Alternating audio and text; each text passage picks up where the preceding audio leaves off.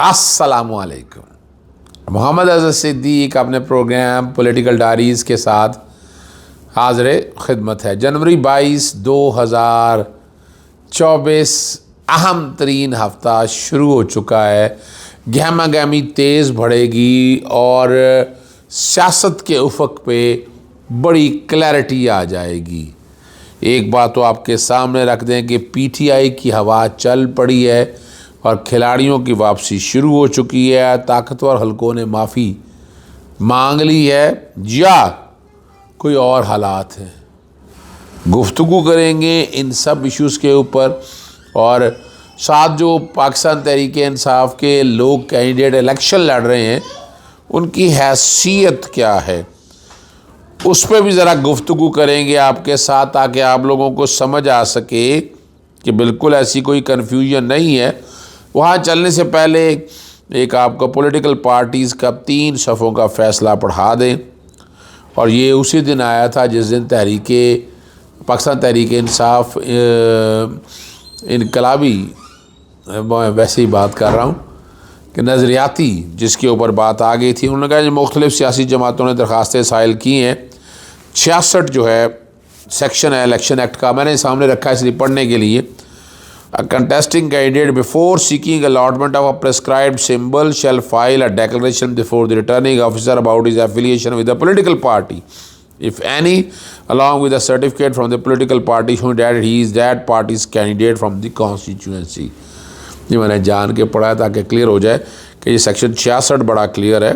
और सेक्शन 203 की बात भी की है। Membership of a political party, a person shall not be a member of more than one political party at a time। ये इसलिए बताया हुआ है कि कागजात नामजदगी जो हैं पाकिस्तान में, मैंने जब कागजात नामजदगी खुद दाखिल किए थे, मैंने एफिलिएशन पीटीआई के साथ लिखी थी, यानी मैं पीटीआई से मेरा ताल्लुक़ है। तो मैं अब ये डिक्लेरेशन दे दी है और इसी में CLC PLD 2018 supreme court 673 speaker national assembly of Pakistan versus Habib Akram and others, इसमें एफिडेविट आया था और बाकायदा उसमें क्लैरिफिकेशन की थी और बड़ी वजाहत के साथ बात कही थी कि जो आप देंगे डिक्लेरेशन वो फाइनल है, इसके अपने एक कॉन्सिक्वेंस हैं। इलेक्शन कमीशन ने 13 जनवरी को ये बात वजाहत के साथ कह दी थी। बैकग्राउंड पे वो फैसला चल रहा है कि जो पार्टी एफिलिएशन है आपने पहले दे देनी है। अब जो 3 दिन के बाद वाली बात है, जनाब आज़ाद उम्मीदवार पाकिस्तान तहरीक-ए-इंसाफ के जितने लोग कैंडिडेट इलेक्शन जिनको टिकट दे दिया है वो पार्टी के कैंडिडेट हैं। पाकिस्तान तहरीक-ए-इंसाफ आज भी वजूद में है। मैंने मुख्तलिफ़ प्रोग्राम खालिद जमील के साथ ABN न्यूज़ में, नादिया मिर्ज़ा के साथ, मैंने डॉन न्यूज़ में ये बात बड़ी वजाहत के साथ की। कंवर दिलशाद बैठे हुए थे, मुझे झूठा कहना पड़ गया उनको। वजह है कि उन्होंने गलत बात, कंवर दिलशाद ने गलत बात की और वैसे भी उन्हें TV चैनल में आजकल नहीं आना चाहिए जो कि निगरान हुकूमत का हिस्सा है और वो एक टेंटेड ओपिनियन देंगे, तो इसलिए उन्हें अवॉइड करना चाहिए। मैंने ये बात भी सामने रखी है, लेकिन ये बात बताता चलूँ आसान लफ्ज़ों, मैंने इसलिए ये फ़ैसला आपके सामने पढ़ा है कि पाकिस्तान कागजात नामजदगी दाखिल हुए, जैसे मैंने भी दाखिल किए। 7 डिक्लेरेशन थी 3 सफ़ों की, उस पर दस्तखत करके बताया कि मेरा ताल्लुक़ कौन सी सियासी जमात के साथ है और सिंबल जो देने थे वो 13 तारीख तक आखिरी डेट थी। तो उससे पहले आपको अपनी पार्टी एफिलिएशन बतानी थी। पार्टी एफिलिएशन पीटीआई की बताई थी और उस वक्त फैसला आ गया कि पाकिस्तान तहरीक-ए-इंसाफ नज़रियाती, तो नज़रियाती के भी टिकट लिए फिर रहे थे, लेकिन वो टिकट जमा नहीं हो सके। ना ही चूँकि सेक्शन 4 इलेक्शन एक्ट के तहत वो लिखा हुआ है, उसके अंदर क्लैरिफिकेशन आ गई थी इलेक्शन कमीशन की तरफ से कि ऐसा बिल्कुल अपना कोई कल्सर नहीं है, तो इसलिए नज़रियाती का कोई कल्सर नहीं रह गया। बात वही आ गई कि पाकिस्तान तहरीक-ए-इंसाफ की जो डिक्लेरेशन दी थी, अब सिंबल नहीं मिला। सिर्फ सिंबल को ज़रा एक तरफ रख दे, सिंबल का ताल्लुक़ नहीं है तहरीक-ए-इंसाफ बतौर रजिस्टर्ड सियासी जमात के। सियासी जमात होगी इलेक्शन लड़ने के लिए एक सिंबल देना, गैर जमाती इलेक्शन तो हो नहीं रहे हैं, जमाती बुनियाद पर हो रहे हैं, यानी उनके सिंबल पर नहीं हो रहे। पाकिस्तान तहरीक-ए-इंसाफ का बल्ला जो है ना उस पर सिंबल नहीं हो रहे, तो हर अपने कैंडिडेट के इनफरादी सिंबल अपनी जगह पर मौजूद हैं, उस पर आप जाएँ, जाकर वोट डालें। वो वोट डाल के जो भी आप नतीजा निकलेगा आप उस सियासी जमात के पाबंद हैं। वो सियासी जमात जो आपको कहेगी, अगर नहीं करेंगे तो आर्टिकल 63 में बार बार बैकग्राउंड पे चला दिया हुआ है, कोई अगर टीम चला सकी तो बेहतर है कि वो जब तक आप सियासी जमात ज्वाइन कर छोड़ कर दूसरी पे नहीं आते, नए इलेक्शन नहीं लड़ते, तो आप वो सीट आपके हाथ से चली जाएगी और आपके हाथ में नहीं रहेगी। और यही 5 जो मेंबर बेंच हैं उन्होंने जो इलेक्शन कमीशन का उन्होंने फ़ैसला यही किया है। अब यहाँ जो बात है कि कैसे पाकिस्तान तहरीक इंसाफ की हवा चल निकली है, अब ये कोशिश की वहाँ पैदा कर रहे हैं कि जब पता चला नहीं वो तो कैंडिडेट टूट ही नहीं रहे, कैंडिडेट अपनी जगह पर मौजूद पैसे देख लिए, प्रेशर डाल लिए। और अब उसको अमीन मीर ने भी ये बात कही, यार गरीदा फ़ारूकी जैसे लोगों को तो झूठ बोलने के अलावा आता कुछ नहीं है, वो बेचारी उसको जो लिखा पढ़ा आता है वो उसी तरह ही लिखा के कट पे कट पेस्ट करके रख देती है सामने। हामिद मीर ने जो बड़ी वजाहत के बाद भी अब फैंटी लगानी इतना आसान काम नहीं होगा पाकिस्तान तहरीक इंसाफ को। पाकिस्तान तरह एक तरीके ना सिर्फ रजिस्ट करेगी, बड़े फ्रंट पे आकर भी खेलेगी।